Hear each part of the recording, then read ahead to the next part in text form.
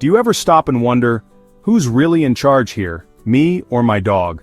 If you've ever sacrificed your sleep, your food, or even your vacation plans, just to make your furry friend happy, this one's for you. These aren't just signs of love. They might be signs your pup is completely, adorably, outrageously spoiled. And sign number 3, it might explain everything about your dog's strange behavior. So, let's jump in. You bought the plushest, coziest, Instagram-worthy dog bed money could buy. But let's be real, where's your dog right now? Not in that fancy bed, that's for sure.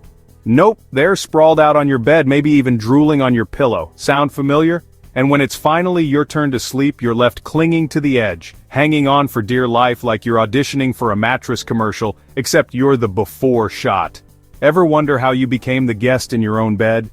Here's where things get interesting. Did you know dogs don't just pick the softest spot? Nope, they're actually on a mission to find your scent. Science says it's for emotional comfort, but let's be honest, it's also a little bit of a power play. That's why your hoodie, your favorite chair, or that warm spot you just left on the couch instantly becomes their throne. It's like they're saying, thanks for warming this up for me, human. And let's talk about those dogs who leap into your seat the second you stand up. No hesitation, no shame. Do they even ask? Of course not. In their minds, that spot was always theirs. You think you're being generous, but really, they're just staking their claim. It's not sharing, it's a takeover. And when you politely ask them to move, they look at you like, excuse me, I was here first. That's not affection, that's a full-on power move. Ever notice how they stretch out even more as you approach, giving you that look? It's as if they're daring you to reclaim your own seat. Oh, were you planning to sit here? Too bad. So let me ask you, are you really the alpha here, or just the butler in your dog's kingdom? But that's just the beginning. Wait until we talk about the gourmet drama happening at dinner time.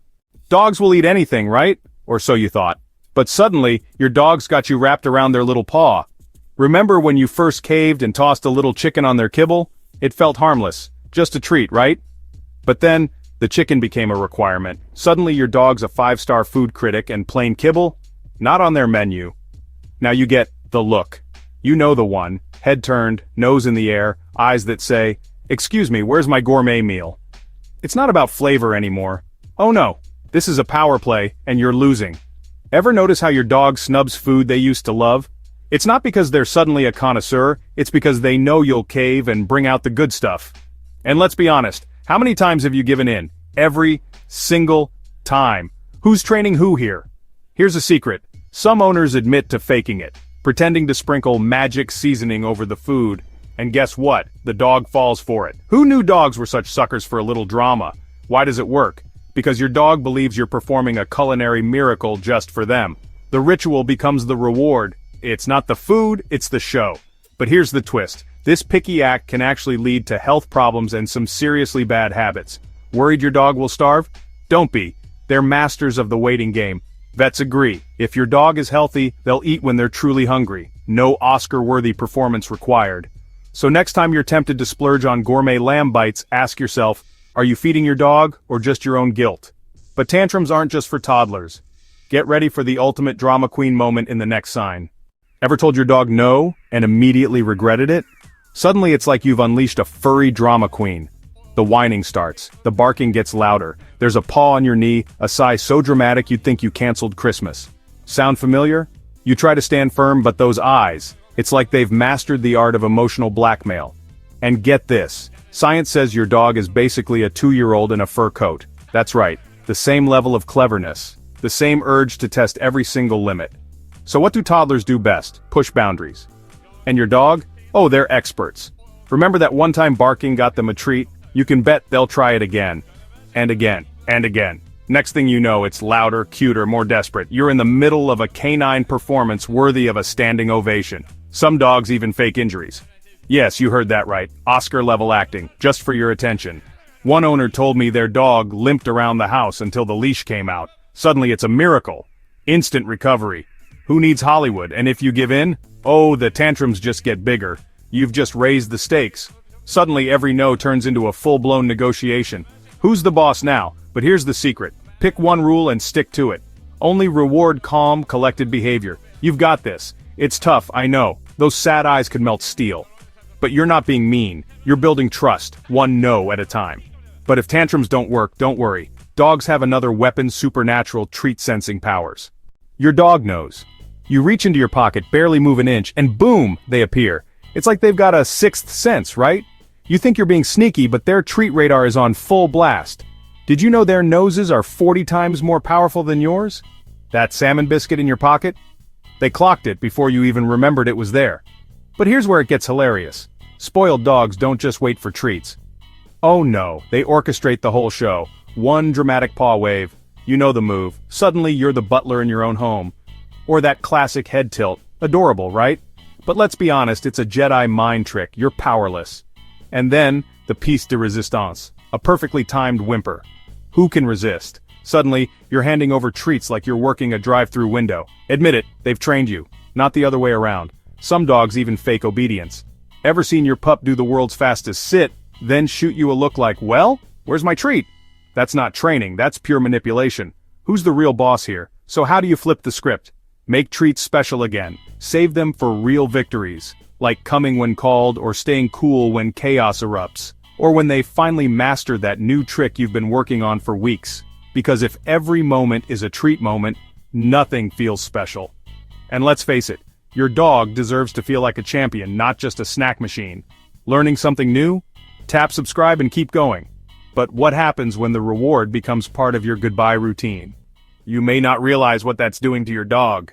You're running late, keys in hand, and your dog's eyes lock with yours. Sad, soulful, devastating. So what's your move? You grab the nearest treat, toss it like a lifeline, and dash out the door, because who can resist those eyes, right? Seems harmless enough.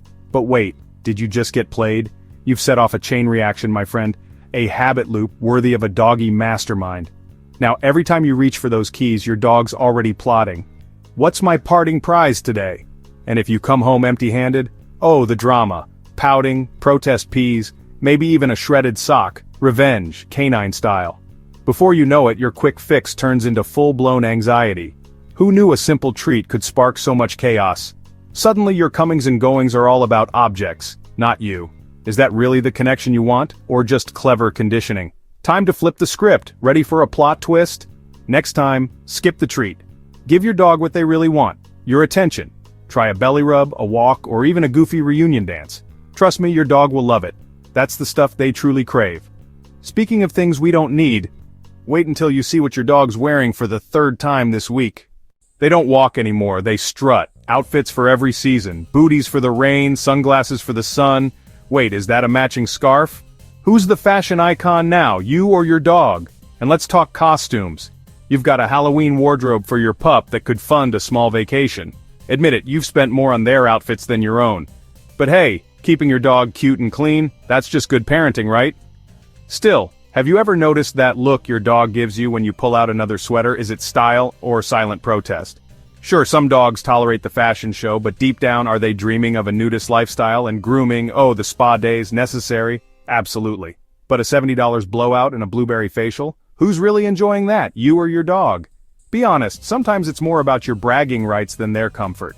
So next time you reach for that tutu or tiny leather jacket, pause and ask, are you doing it for their comfort or just for the gram?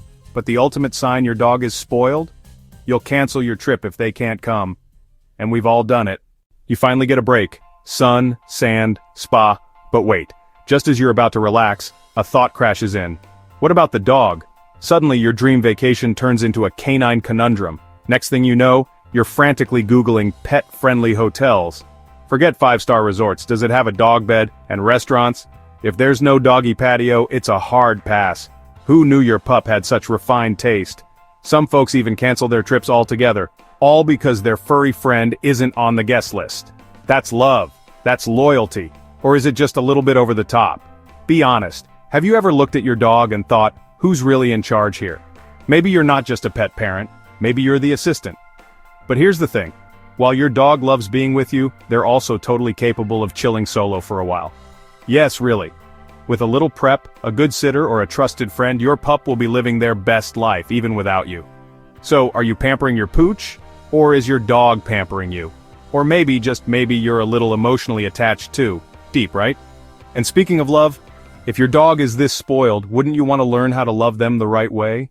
You've seen the signs, laughed at a few, maybe even cringed at one or two. It's okay, we've all been there. But here's the good news. Spoiled or not, your dog just wants you, and they deserve to feel truly, deeply loved. Beyond treats, toys, or trips, so don't miss our next video. 10 ways to make your dog feel truly loved, backed by science. You'll learn the hidden cues, the bonding tricks, and even what makes your dog think you're their whole world. Don't forget to like, subscribe, and drop a comment. Which sign hit home hardest for you?